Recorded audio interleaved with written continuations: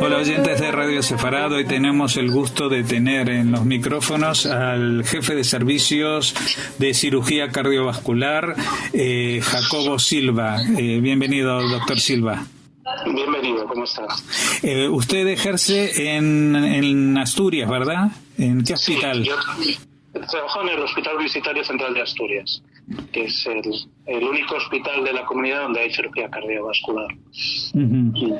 Bueno, aunque el tema de la cirugía cardiovascular no es el central en el tema epidemiológico que estamos viviendo, sí que usted está inmerso dentro de esta esfera de la sanidad pública en España, que antes se dirimía a nivel local de las distintas comunidades, pero que hoy es responsabilidad del Ministerio de Sanidad Central.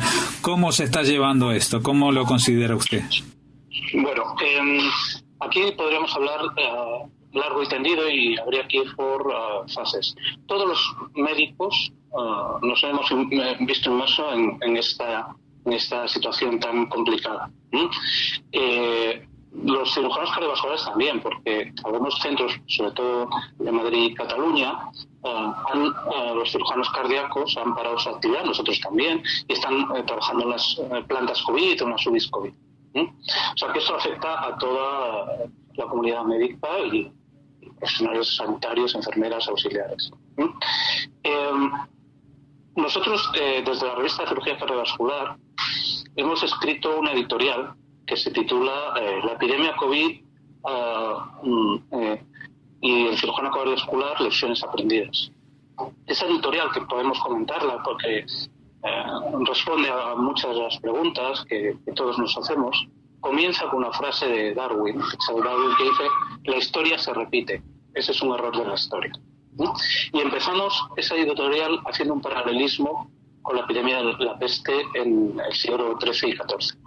Como una epidemia tan letal llevó a la población a entrar en pánico colectivo y se tomaron medidas no sustentadas o sustentadas por creencias mágicas, por ejemplo.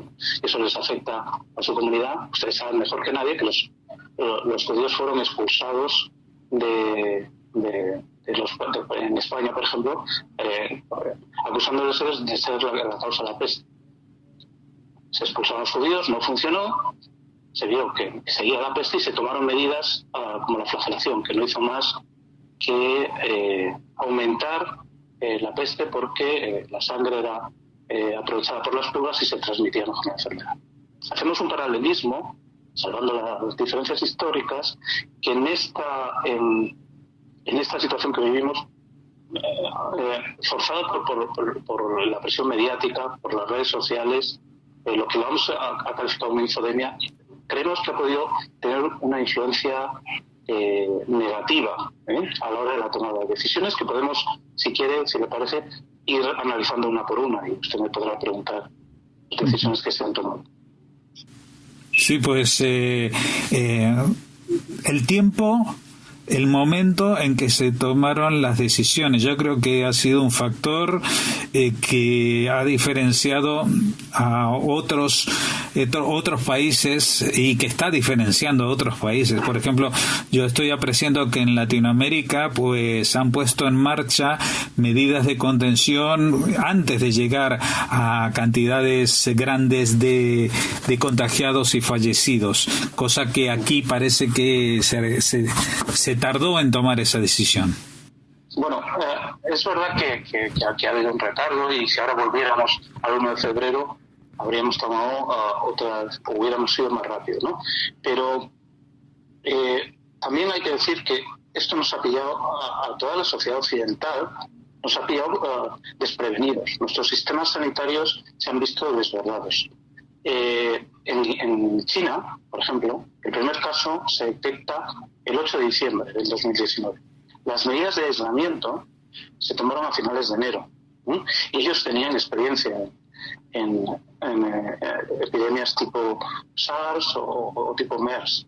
Entonces, no es por eludir responsabilidades o no ver los errores, pero esto ha sido tremendamente rápido. Y tomar decisiones tan rápidas como aislar una población, que luego podemos analizar si le parece, si existe una evidencia sólida sobre estas medidas, pues no era tan fácil. Esa es mi opinión. Yo obviamente puede haber gente que pida responsabilidades, sin duda, que están en su derecho, pero así que manejar una explosión no es tan fácil, yo creo, es mi opinión. Uh-huh. Bueno, como usted me está diciendo, si quiere vemos este punto o aquel otro. Yo creo que lo mejor es que avance con más o menos el diagrama o la exposición que tenía ese artículo para contarnos no solamente históricamente, sino qué es lo que en realidad podemos esperar de este proceso pandémico. Sí, bueno, nosotros no somos especialistas y lo único que hacemos es, en ese artículo de opinión, dar datos o referencias de expertos. La mayoría de los expertos dicen que la única forma de parar esto y que no colapse el sistema es el aislamiento estricto, las medidas estrictas de aislamiento, la famosa frase de aplanar la curva. Y esto es el acuerdo mayoritario de la comunidad científica en epidemiología, ¿no?, sustentada por la experiencia previa en otros países. Y bueno, pues es el camino que hemos decidido y todos tenemos que ser responsables y cívicos y cumplirlo. Pero hay otros epidemiólogos también de prestigio, y le doy el nombre de Ioannidis, que es un epidemiólogo y especialista en Big Data de la Universidad de Stanford, en California, que en un artículo publicado en la revista STAC pone en duda que estas medidas puedan ser eficaces. Él pone el cuento, hace el símil con el cuento del elefante y el gato, cómo el elefante se arrojó al precipicio, presa del pánico, al ver un gato doméstico. Y él argumenta, insisto, esto es un artículo que habla de datos y no hace valoraciones. Él argumenta que, en primer lugar, medidas intermedias de aislamiento de la población de riesgo y tomar test diagnósticos al principio en la población general para aislar a los asintomáticos transmisores, hubiera tenido un impacto menor, no solo en la economía, sino en la pérdida de oportunidad de tratar otras patologías cardiovasculares, tumores, accidentes. Y eso en España se está viendo ya, cómo está aumentando la mortalidad en otras patologías, porque es lógico, el sistema está saturado y no se puede atender a otras patologías. Es verdad que es controvertida, el tiempo dirá cuál es la mejor opción, pero eso es uno de sus argumentos, ¿no? Y él dice que basa todo su artículo en que la recogida de datos o la información que tenemos en estos momentos no es real, que no la conocemos. No conocemos exactamente el número de enfermos y los datos de letalidad podrían ser exagerados. Lo que sabemos es que esta enfermedad es tremenda, es muy contagiosa, pero probablemente sea menos letal de lo que las estadísticas del Ministerio de Sanidad nos están mostrando, porque haya más infectados. Por eso esa estrategia de inmunizar a las poblaciones de menor riesgo, que tienen menos letalidad, y la única forma de inmunizarlas es que se transmita de forma progresiva. Pero bueno, esto es muy controvertido. Uh-huh. Creo entender que según esta teoría, por ejemplo, el hecho de que no se conozcan los datos, es decir, que igual la incidencia, la mortandad, en vez de ser de por cientos, como se están hablando ahora, de 2%, 3%, o en algún caso incluso más, sea 10 veces menor, por ejemplo, porque la cantidad de infectados es mucho mayor, con lo cual los que realmente desarrollan una patología hasta puntos que amenazan su vida es mucho menor, ¿no? Sí, exactamente. Él, en ese artículo de opinión, habla de un rango de mortalidad entre el 0,5 0,1% y el 0,1%. Se basa en el único modelo que tenemos cerrado en toda esta epidemia, que fue el barco, el transatlántico Diamond Princess, que fue es como si cerráramos una ciudad durante 14 días, aisláramos y hiciéramos 3 diagnósticos a toda la población. Eso no se ha hecho en ningún sitio. Entonces, según los datos de este barco, que tenía una población anciana, porque era época del año que había mucha población jubilada, la mortalidad estaría en torno al 0,1%, teniendo una población muy anciana, y la afectación sería del 10% de la población. Es un modelo muy interesante para analizar esta pandemia. Que yo creo otro de los errores que hemos cometido todos es compararnos. Nos estamos comparando con China, nos estamos comparando con Corea. Yo creo honestamente que no nos podemos comparar. ¿Por qué? Son poblaciones diferentes, con costumbres sociales diferentes, con distribución poblacional diferente, con sistemas de salud, y esto es muy importante, diferentes. Entonces, incluso algunos medios ponen en duda sus datos. Por lo tanto, nosotros nos tenemos que comparar con nosotros mismos y ver cómo evoluciona en nuestro entorno la pandemia. Y eso es un error. Se ha asumido que nos teníamos que comparar y yo creo que por eso hay esas diferencias. Ahora, si usted, comparándonos con nosotros mismos, la exposición al contagio en determinadas zonas de España, por ejemplo en Madrid o en Barcelona, es mayor que en otras áreas. Estoy pensando, por ejemplo, en Andalucía, Extremadura, tiene unos niveles de contagio y de fallecimientos menores que en otras áreas del país. Incluso creo que también en la comunidad asturiana el número estamos con mucho menos incidencia de la enfermedad, sí. Esto quiere decir que igual en algún momento, si se cambiaran las normas y se relajara el confinamiento, podría haber un contagio masivo, y en ese caso pues justamente esas zonas son las que estarían más expuestas, ¿no? Porque no habrían sucumbido a la primera ola de infectación y de inmunización. Sí, eso es una posibilidad, ¿no? Lo que pasa es que lo que tenemos que demostrar aún, insisto, y parece que es razonable, es que las medidas de confinamiento total pueden parar la enfermedad. Claro. Científicamente, con solidez científica, eso nunca, y eso lo decía la propia María Neira, que es una autoridad de la OMS, esto nunca se ha demostrado en la historia de la humanidad. Un confinamiento tan drástico, en ninguna pandemia. Se hacían cuarentenas, pero no de esta forma y de una forma tan controlada. Lo que ocurre es que no sabemos, como decía, cuál va a ser el resultado, que espero, y yo estoy convencido que va a ser positivo. En esas comunidades que no ha habido un contagio tan masivo, pues es posible que cuando se relajen las medidas pudiera verse nuevos picos. Pero todos son suposiciones. Llevamos haciendo suposiciones que no podemos saberlas hasta que pase el tiempo. Lo que está claro, y eso lo decimos también en este editorial, es que nuestro sistema sanitario se ha visto muy comprometido. En este sentido, hay una editorial de los profesionales de Italia, de Bérgamo, del Hospital Juan Pablo XXIII, donde dicen que en un futuro estas pandemias no deben ser tratadas en los hospitales. Me explico.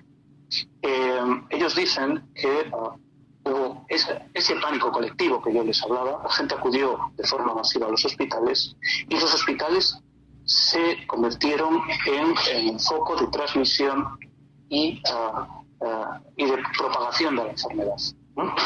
Esto quiere decir que nos tenemos que replantear en un futuro, y esto a gente con más criterio que yo, que tendremos que orientar más a la atención comunitaria que a la medicina basada hospitalaria. Es decir, a los hospitales tienen que ir los pacientes graves, pero muchos pacientes debieran ser tratados en centros geriátricos, en sus domicilios, porque también han contribuido al colapso de la sanidad y a la propagación de la enfermedad.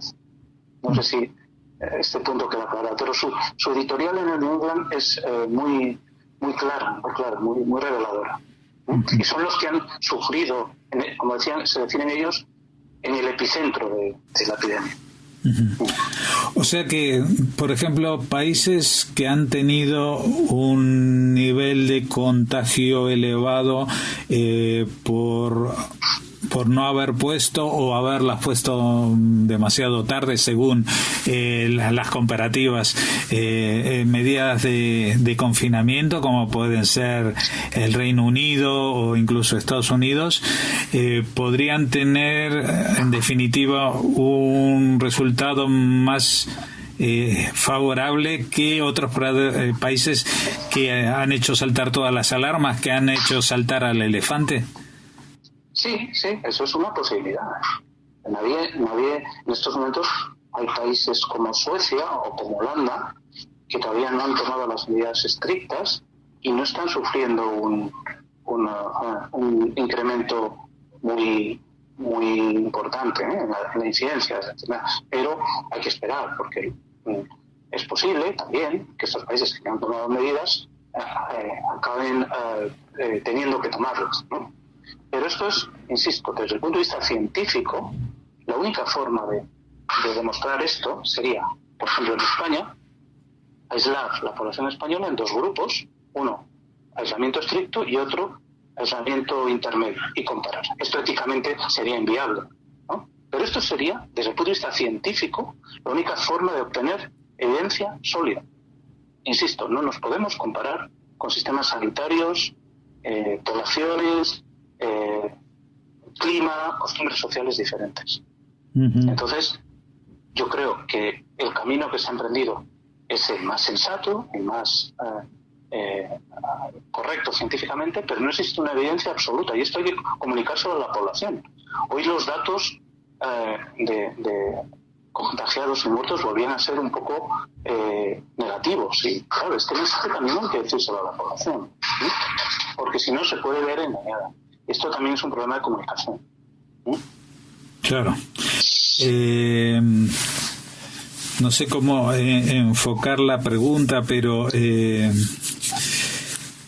de una pandemia así, claro, es que siempre usted me da la respuesta que no hay evidencias científicas, pero digamos que en lo único que nos podemos apoyar son en estas evidencias científicas para tener alguna certeza.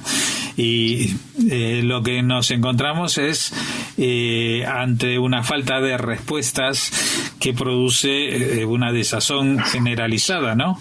¿Qué es lo que produce esta alarma social? El estado de alarma, como se llama, está creo que más justificado el nombre por la psicología social que por los hechos, digamos, objetivos, quizás. Sí, bueno, dicho lo que he dicho, porque en ciencia y en medicina debemos ser muy rigurosos, yo creo que estas medidas van a tener efecto. Lo que pasa es que va a tardar más de lo que queremos y no debemos caer tampoco en la desesperanza.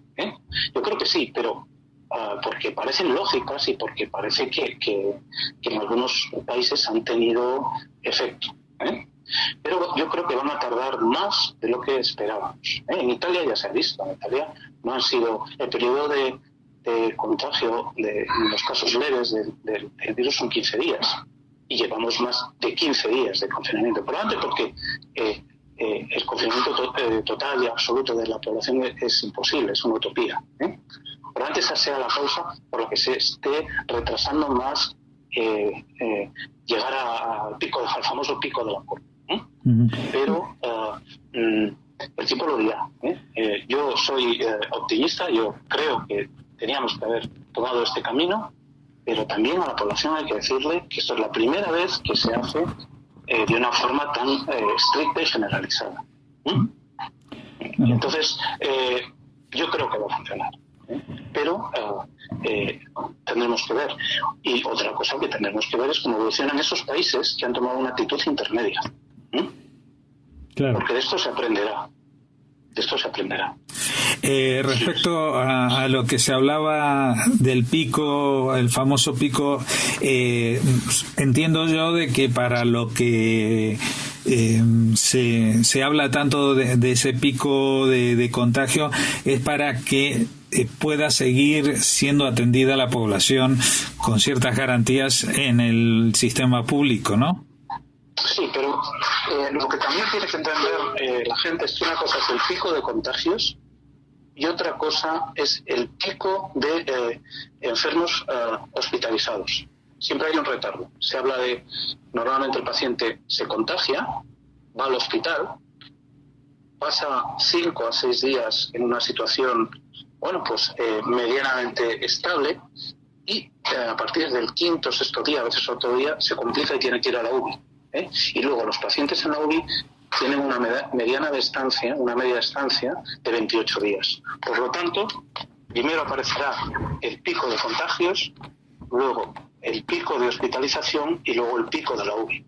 Y esto se va a retardar. Por eso se habla de que el sistema sanitario va a estar muy saturado hasta no menos de pasado abril.